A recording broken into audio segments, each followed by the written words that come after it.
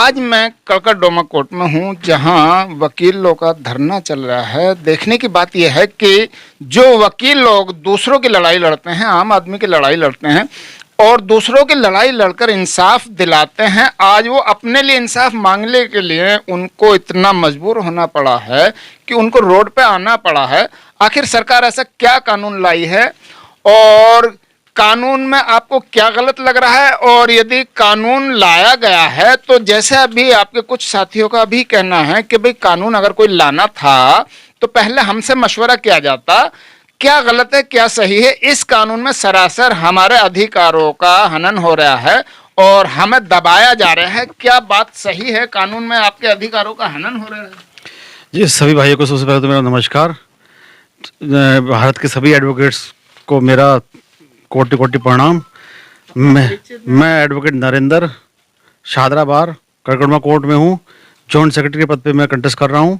और ये जो आजकल जो सरकार लेके आई है हमारे खिलाफ, वकीलों के खिलाफ, जो ये नया अमेंडमेंट एक्ट लेके आई है, ये बहुत ही हमारे बिल्कुल एंटी है, बिल्कुल हमारे अनफेवर में है।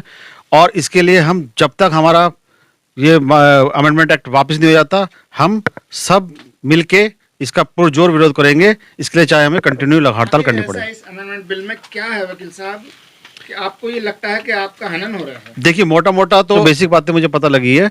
इसमें कुछ प्रोविजन इन्होंने ऐड कर दिए हैं, जैसे 35A 49A, जिसमें ये है कि अगर आप स्ट्राइक करोगे, अब हमारा जो बीसीडी या बीसीआई एक ऑटोनमस बॉडी है, सरकार इसको ऑटोनमस बॉडी को खत्म कर रही है, कह रही कि ये ऑटोनमस बॉडी नहीं है, इसको आप जो है ये हमारे अंडर में आएगा। और आपको कभी स्ट्राइक करनी है तो you have to take firstly from permission from us, then you have to. अगर हम परमिशन देंगे तब आप स्ट्राइक करोगे। वकील साहब, आप स्ट्राइक का या आंदोलन का अधिकार तो एक आम आदमी को भी, सभी को है, तो इसमें आप पे पाबंदी क्यों लगाई? यही मैं हमारे समझ में नहीं आ रहा कि मतलब कौन ऐसे शख्स या कौन सी कमेटी थी जिसने ऐसा सजेस्ट कर दिया गवर्नमेंट को कि आप हड़ताल नहीं कर सकते, क्योंकि हड़ताल तो हमारे कॉन्स्टिट्यूशनल राइट है।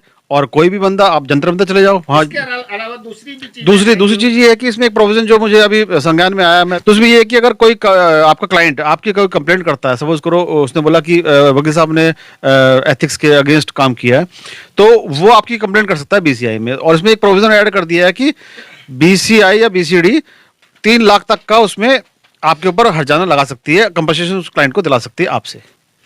अब इसमें वाला आप तो वार कर सकता है, लेकिन अपना बचाव आप नहीं कर सकते, आपके हाथ बांध दिए गए। जी बिल्कुल ठीक, क्योंकि 2 एडवोकेट अगर लड़ रहे हैं कोर्ट में, अगर 2 एडवोकेट लड़ाई हो रही है, डेफिनेटली एक जीतेगा हारेगा।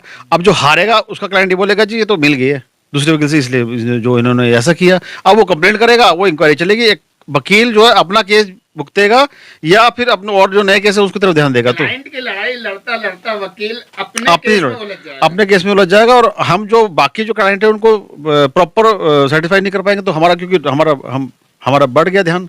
तो इस वजह से जो ये एक्ट जो है, मुझे नहीं लगता कि सरकार ने क्या सोच के और मतलब किस दिशा निर्देश में किस तरफ से ये कर किया। अभी हमारी कल अभी मीटिंग हुई थी हमारी कड़कड़डोमा कोर्ट में, हमने कल डिसाइड किया है कि कल हम सब रामलीला मैदान में जाके वहाँ धरना प्रदर्शन करेंगे और जो ये इनका शपथ ग्रहण समारोह है इसका बहिष्कार करेंगे पूर्णतः। यदि बात नहीं बनती है, मानी जाती है, तो शपथ ग्रहण समारोह का भी जो है बहिष्कार करेंगे और रामलीला मैदान में जाकर अपनी बात रखेंगे। लेकिन देखने की बात यह है, जो कानून की लड़ाई दूसरों की लड़ते थे, आज वो अपने लिए भी लड़ाई नहीं लड़ सकते। उनको इतना बांध दिया गया है कि वो कुछ ना करें, विरोध प्रदर्शन भी जाहिर ना कर सकें।